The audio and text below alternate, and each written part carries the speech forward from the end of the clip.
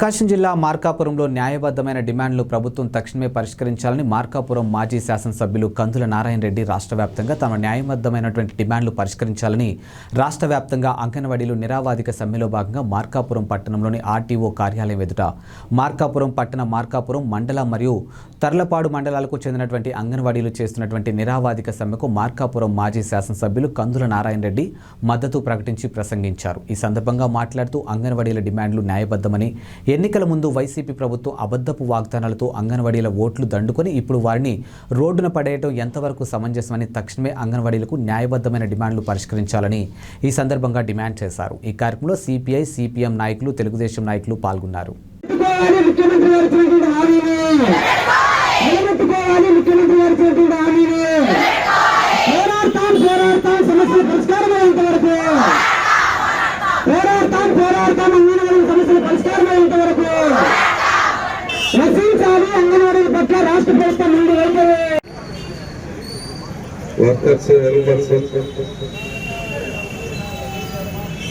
ఇతర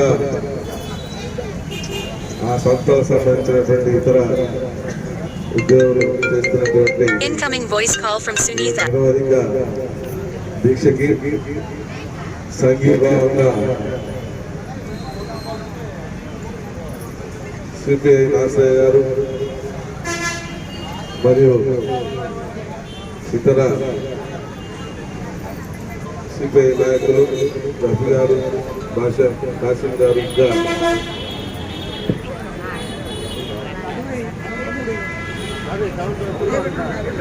Incoming voice call from Sunitha.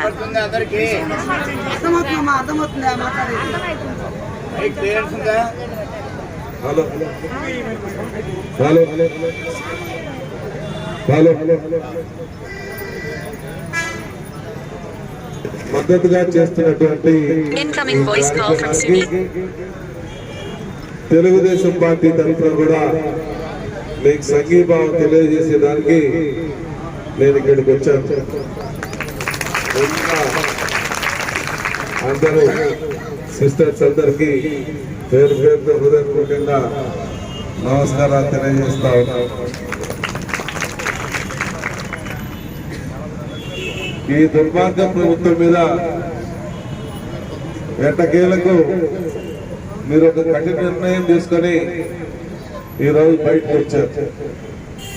ఇప్పటి వరకు ఈ ప్రభుత్వం చేస్తున్నది ఎవరు బయటకు వస్తే వాళ్ళ మీద కేసులు పెడతామని, లేకుంటే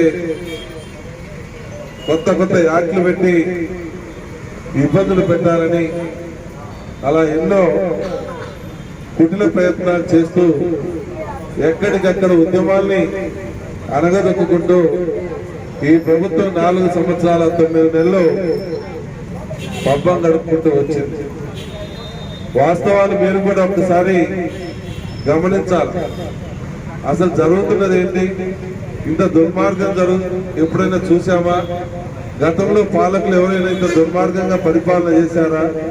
ఒక ఫ్యాక్షనిస్ట్ పరిపాలన చేస్తే ఈ రకంగా ఉంటుందా అనేటువంటి ఆలోచనలో ఈరోజు ప్రతి ఒక్కరూ చేసుకోవాల్సిన పరిస్థితి వచ్చింది. గతంలో ఎవరు కూడా రాజకీయాల గురించి పెద్ద పట్టించుకునే వాళ్ళం కాదు. ఎలక్షన్లప్పుడు మాత్రమే రాజకీయాలు పట్టించుకునే వాళ్ళం. మిగిలిన సమయాలలో ఎవరి పని వాళ్ళు చేసుకుంటూ పోయేటువంటి వాళ్ళు. ఎక్కడైనా ఇబ్బందులు వచ్చినప్పుడు ఆ ఇబ్బందిని పరిష్కరించమని మాత్రమే అధికారుల దగ్గరకో రాజకీయ నాయకుల దగ్గరకో పోయేటువంటి పరిస్థితి. అటువంటి పరిస్థితుల్లో ఉన్నటువంటి ఈ రాష్ట్రం ఈరోజు ఏ పరిస్థితికి వచ్చిందో ఒకసారి మీరు కూడా ఆలోచన చేయండి. దుర్మార్గమైనటువంటి పరిపాలన. ఎవరు నోరెత్తితే వాళ్ళ మీద కేసులు, లేదంటే పోలీస్ స్టేషన్లో వేయించడము, లేదంటే పోలీసులతో చంపించడము, లేదంటే వాళ్ళ వైసీపీ గుండాలను పెట్టి కొట్టించడం. ఇది ఒక అరాచకమైనటువంటి పరిపాలన. ఈ పరిపాలనలో ఎవరికి విలువ ఇవ్వాలి, ఎవరి విలువలను కాపాడాలి, ఎవరికి ఏం చేస్తే న్యాయం జరుగుతుంది అనేటువంటి ఆలోచన లేదు.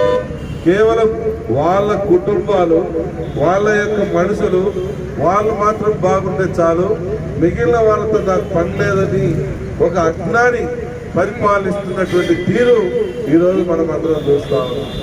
ఈరోజు చూడండి, ఉదాహరణకే చెప్తాను, మందు ఈ రాష్ట్రంలో మందు వ్యాపారం ఈ రకంగా చేయొచ్చు అని ముఖ్యమంత్రులందరికీ నేర్పించినటువంటి మహా వ్యక్తి మన ముఖ్యమంత్రి. సొంత కంపెనీలన్నీ పెట్టి ఆ కంపెనీలతో మందంతా మన గవర్నమెంట్ అమ్ముతూ ఆ గవర్నమెంట్ నుంచి వచ్చేటువంటి లాభాలు చాలక మళ్ళా ఊరుగా పెట్టి షాపులు పెట్టించి విపరీతంగా సేల్స్ పెరిగేలా చేసుకుంటూ వేల కోట్ల రూపాయలు ప్రజాధనాన్ని దోచుకుంటున్నటువంటి వ్యక్తి. ఎవరైనా గతంలో ఈ 75 సంవత్సరాల రాజకీయ చరిత్ర ఉన్నటువంటి భారతదేశంలో ఎవరైనా ఒక ముఖ్యమంత్రి ఈ రకమైనటువంటి వ్యాపారం చేశారా? మందు అమ్మారా? గంజాయి అమ్మారా? లాటరీ టికెట్లు అమ్మారా? ఇటువంటి పరిస్థితులు ఎవరు చేశారు? ఈ ముఖ్యమంత్రి కాలంలో చేస్తా ఉన్నారు. ఇసుక